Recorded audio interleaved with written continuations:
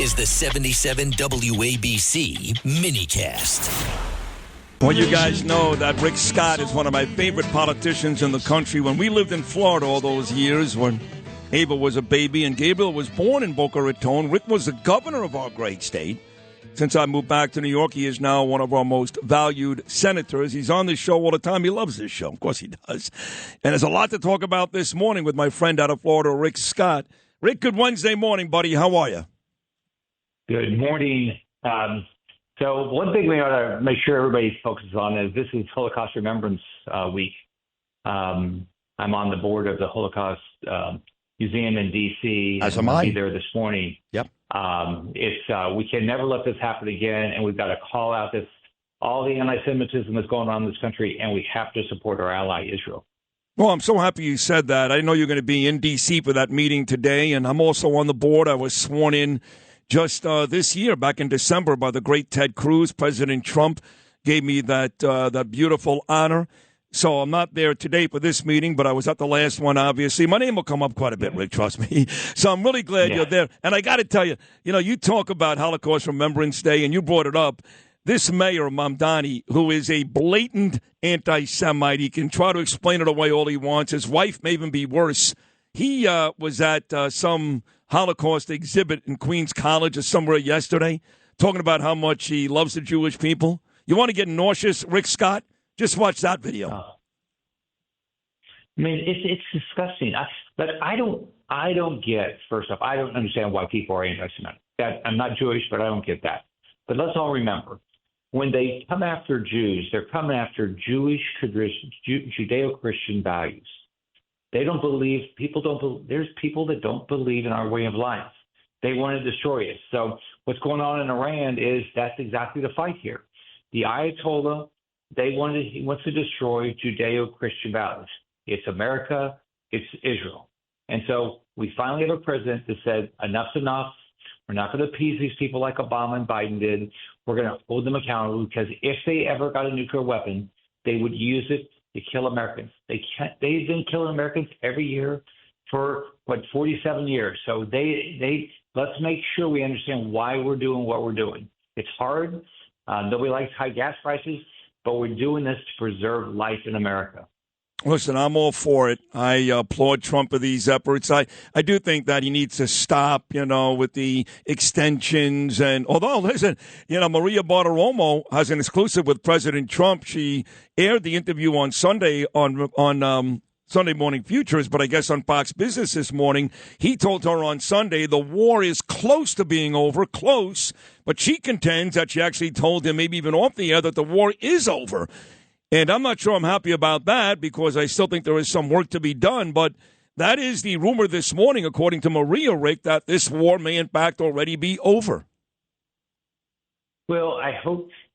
Here's what I hope, and the president has done a lot of great things. We've got to make sure we get the uranium out of Iran. No, I think what he's doing with the blockade is smart, because he's going to destroy their economy and their ability to, in contrast to Obama giving them billions of dollars, he's going to suck all the money out. And so they're not going to have the money to help the Houthis and Hamas and Hezbollah, right? And continue to put money into their war machine. So I think what Trump's doing is logical. He doesn't want to lose American lives. I'm very appreciative of what the IDF has done to destroy the leadership of Iran, because nobody wants to hear about death, but the leadership of Iran wants to kill you and me. Yep. They hate us. Yep. It's really that simple. So I did have your colleague and buddy on from the Senate, Wisconsin, Senator Ron Johnson. He's right up there with you. I love both you guys. He was on yesterday talking about how he wants to get rid of the filibuster. He doesn't think it's going to happen, because he says a lot of his Republican counterparts want that there when you guys want to take out the Democrats. But I'm not sure, and he's not sure, there's any other way to really stop this DHS nonsense. So where are we with that? And is there any chance that they may, in fact, blow up the filibuster? Well, here's the way they have to think about it. Let's remember what the filibuster is. Filibuster is only a vote to say, we've had our conversation, we're going to vote. The Senate was never 60 votes to pass legislation or pass nomination. So starting with Harry Reid and continuing with Chuck Schumer, they've been basically destroying the filibuster.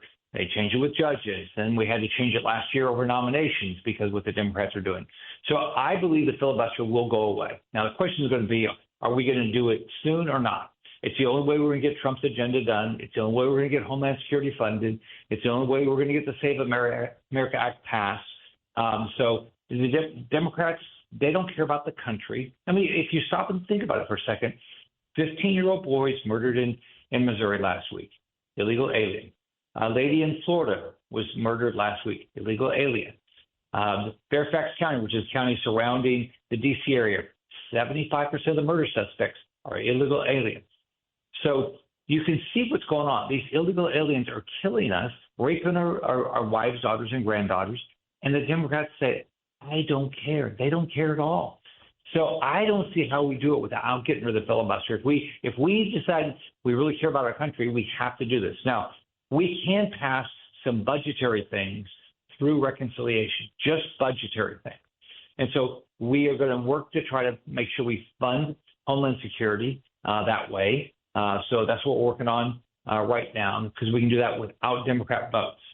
But ultimately, the things to get the Trump agenda done, we have no choice. We have to get rid of the filibuster. No, I don't see any other way either. Tell me about this. I really like this, Rick Scott. This is yours. No budget, no pay act. You'd like to see withholding salaries of members of Congress if they fail to fund the government, which the Democrats are doing right now. Tell me more about this. Well, most Americans don't get paid if they don't do their job.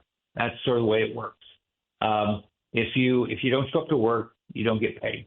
If you're a waitress and you don't show up to work that day, you're not going to get any tips. That's just the way life works. Well, we have a basic responsibility to fund government. And so when Congress doesn't do their job and they make government workers pawns, basically, which is what we've done by not paying, by the Democrats saying they're not going to pay TSA and ICE and CBP, why are Democrat senators getting paid? One of them said, "Oh, I've got a mortgage." Well, what about all those TSA workers? And we make, the Senate makes $174,000 a year. Now I get mine to salary because I made enough money in business, but the TSA worker average makes $50,000, and they've sat there, and the Democrats have been okay with them not getting paid for weeks. Thank God for President Trump that he's getting paid right now, but that money will run out if we don't figure out how to get this done. So I just think we don't pass the budget, we shouldn't get paid. Simple as that. No, I couldn't agree more. Tell me about, I know you're in the Senate, he's in the House, you're a Republican, he's a Democrat. Thank God you've got nothing in common. I'm talking about professionally and personally because you're a great man and this guy is clearly a scumbag. Sorry, Rick. But tell me about your thoughts on Eric Swalwell. I don't think I've ever met him. I've seen him on TV, but I don't think I've ever met him. But how disgusting. I mean, think about how disgusting to treat women the way he's treated women. You can't do, nobody does that, right? And so now he's, we'll see what happens when they go to court and what's proven and stuff like that. But there's a lot of people that are accusing him of things. You've got it.